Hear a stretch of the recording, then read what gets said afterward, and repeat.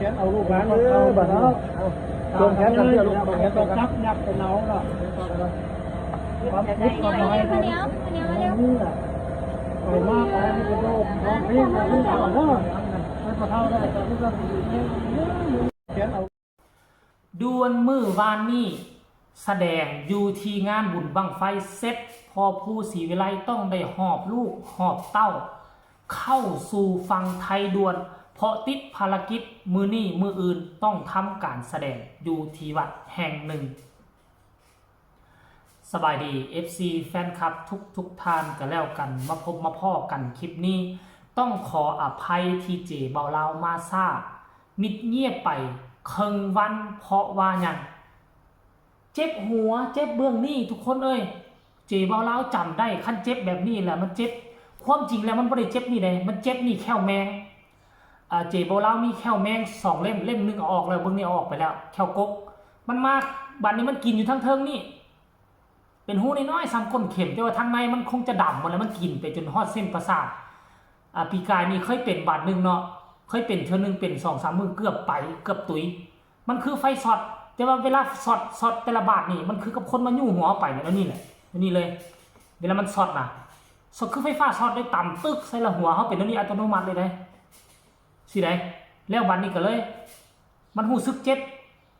ตั้งแต่เมื่อคืนนี่มาแล้วจนมื้อมื้อเช้านี่ก็เลยว่าไปซื้อยามากินตอนเช้าบ่สามารถให้คลิปได้มากินแล้วก็มานอนพักผ่อนปานสลบสลายจะหูมือมากะตอน 12 โมงนี่เศร้าเจ็บแล้วมันนี่ยานี่คนเลยโอ้อยากเฮ็ดคลิปถึงได้เศร้าพุ่นนี่ตัวนี้นี่3 เม็ดต่อมื้อเนาะ3 เม็ดต่อวันเป็นต่อมื้อได้คันมื้อนึงแล้วเป็นคาบนึงภาษาไทยน่ะคาบนึง3 เม็ดบ่แม่นเด้คาบละเม็ดเศร้าสวยแรงอันนี้แหละแม่นเศร้าแรง2 เม็ดต่อมื้อกินไส้แล้วน้ำออกฤทธิ์ขึ้นคืออยู่โลหะบางค่อยกินไส้ปุ๊บนี่มันตกเข้าไปในท้องนี่นับ1 ฮอด 5นี่เศร้าแล้วแต่อันนี้ยาอาจจะบ่แห้งนอน 2-3 ชั่วโมงเศร้าละท่านผู้ชมแต่ว่าก็ต้องกินมันมื้อ 2-3 มื้อเขาบอกว่าต้องไปต่อยาเด้อว่าซั่นเนาะเอามาเข้าสู่หัวข้อหลักของพวกเฮากันแล้วกันนอกเรื่อง มื้อวานนี่หลายคนก็ติดตามอยู่แต่ถามว่าวันงานตอนกลางเว้นนี่มันคักกว่าน้ำตอนกลางคืนบ่ค่อยมักภาพบรรยากาศงานตอนกลางคืนคักกว่างานตอนกลางคืนใน FC แฟนคลับเขาสิมาหากันเข้าถึงตัวกันคักและกะมันคือว่าเป็นกันเองเวลาฟ้ามืดมาคนจากใจบ่กล้ากับใจกล้าเด้ลังไหลกันเข้ามาขอถ่ายรูปถ่ายหอยเนาะขอถ่ายรูปถ่ายหอยแต่ว่างานกลางเย็นบางคนก็ยังอายอยู่บ่กล้าเข้ามาย่านกอกย่านกล้องก็ว่าไปงานกลางคืนมาไฟแสงสีว่าโธ่เนาะแต่มาถามว่าหลายบ่หมู่บ้านนี่หลายคือเก่า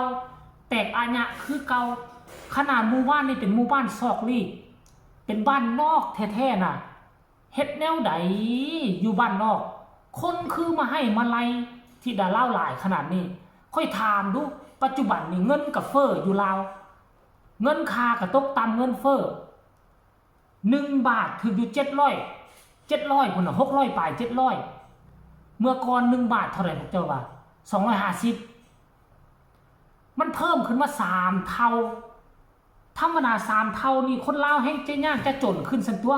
3 เท่านั่นหมายความว่าสินค้าต้องขึ้น3 เท่าจากไข่แตะ1 25,000 30,000มาเป็น7-80,000แทนที่เขาจะหักเอาเงินตัวนั้นเอาไว้ในโถงตัวเองไว้ซื้อข้าวซื้อน้ำกินแต่ว่านี่แหละเป็นอย่างเห็นพี่น้องไทยหลายคนก็งงสินค้าลาวโคตรแพงกว่าไทยอีหยังก็โคตรแพงอีหยังก็นำเข้าแต่เป็นอย่างคนลาวจึงอยู่ได้นี่แหละแมนอยู่ว่าเงินเดือนของคนลาวเฮานี่ 3,000-4,000 บาทเนาะ 3,000-4,000 บาทแต่ลาวเฮานี่มันบ่มีแต่เฉพาะเงินเดือนเลยสิว่าใช้กินเฮาบ่ได้รอแต่เงินเดือนมันมีเงินอย่างอื่นเงินความสามารถของแต่ละคนของแต่ละครอบครัวนี่มันต่างกันคือเจเบาลาวก็คือกันเดือนนึงมาเฉลี่ยประมาณ 5-6 ล้านแต่ว่าอยู่ได้บ่อยู่ได้เพราะว่าหยังฝนตกค่อยก็ไปไต่กบไต่เขียด หานอกหานอลงน้ำหาปูหาปลาก็คือปูปลาหน้าน้ำนอกบเขียดคือสิ่งเหล่านี้บ่พลาดได้ซื้อละแต่ดนได้ซื้อสิ้นหมูเดือนนึงก็สิซื้อประมาณ2 โลสิ้นหมู เนื้อควายก็สิซื้อจักโลนึงนี่แหละคือรายจ่ายส่วนใหญ่นี่ก็สิประมาณนี้เพราะว่าเฮายังอยู่ในความอดความออมนะคันว่าอยู่ในความอดความออมประหยัดมัธยัสถ์แล้วมันก็สิอยู่ได้เกี่ยวมาใส่ FC แฟนคลับอยู่หมู่บ้านนั่นโอ้ท่านผู้ชมขั้นกรณีมาเป็นหมู่บ้านเก่าของเจบ่าวลาวนี่มันสิได้อยู่บ่เฮ้ยประชาชนตาดำๆบางครอบครัวนี่บ่มีฮอดไลน์ฮับได้บ่มีฮอดไลน์ฮับบางคนนี่ฮู้ว่าโอ้มื้ออื่นมื้อฮื้อนี่บ้านเฮาสิมีงานเด้อมีเป็ดเอาเป็ดไปขายมีไก่เอาไก่ไปขายได้ขายเอาเงินมาเพื่อจะมาเล่นบุญบางครอบครัวหมดครอบครัวขายกันมากก็ได้4-5 แสน 2-3 แสนเอามาเล่นบุญนี่อันนี้คือความหักความแพงขั้นท่าเขาบ่ฮู้จักที่ดาลาวขั้นท่าเขาบ่ชื่นชมบ่ชอบที่ดาลาวนี่เงินอยู่บ้านนอกน่ะเงิน10เงิน20นี่สำคัญต่อชีวิตขนาดใดแต่เขาก็ยังจกมาให้น้องที่ดาลาวเหลือเชื่อแต่ว่าหลังจากนั้นแสดงสดพอผู้ก็มอบเงินให้เขาเงินมาลัยแล้วก็ได้เงินค่าน้ำมันมาหน่อยนึงกลับมาฮอดโรงงานน้ำก้อนแป๊บเดียวเห็นคลิปสั้นๆหลุดออกมาคือดังต้นคลิปนั่นแหละเห็นผู้เฒ่าผู้แก่มาผูกคอต่อแขนบอกลากันในตอนกลางคืนเลยจะเกิดอีกอย่างขึ้นพอผู้ศิวิไลโหบลูกสาวข้ามมาฟังไทยด่วนเพราะว่าอย่างวาตี้คันนอนอีกคืนนึงนี่ซ่าแน่นอนเพราะว่ามีงานต่อทุกคนเอ้ยนี่นะงานต่อมื้อนี้เนาะ12-13 เมษายนที่ดาลาว10PK ศรีวิไลวัดอำนาจอำเภอหรืออำนาจจังหวัดอำนาจเจริญคือมื้อนี้มื้ออื่น2มื้อติดมีภารกิจไงคอนเสิร์ตช่วงก่อนสงกรานต์เนาะงานรับเชิญอยู่ที่วัดลืออำนาจท่านผู้ชม FC แฟนคลับโอ้ค่อยก็ว่าอยู่เดินทางออกจากงานบุญบั้งไฟมาทั้งเมื่อยทั้งมืดเฮ็ดจังได๋มาอำลาพาจากกันอยู่ที่โรงงานน้ำก้อนแม่ของน้องไอจนเอิ้นผู้เฒ่าผู้แก่มาผูกคอต่อแขนให้ก็จนว่าเกือบบ่ทันนี่ท่านผู้ชมเนาะอันนี้คือเรื่องราวที่มันเกิดขึ้นสาเหตุที่พ่อผู้ต้องหอบลูกข้ามโขงหีบด่วนมาเมื่อคืนนี้บ่แม่นเพราะกองร้อนไ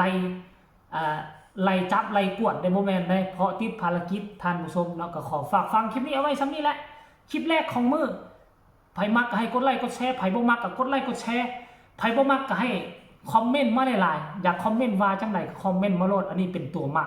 มักแฮงคันบ่คอมเมนต์ AI บ่ดังสำหรับคลิปนี้ก็ลาท่านผู้ชมไปเพียงซ้ำนี้บ่เว้าหลายยายห่างสบายดี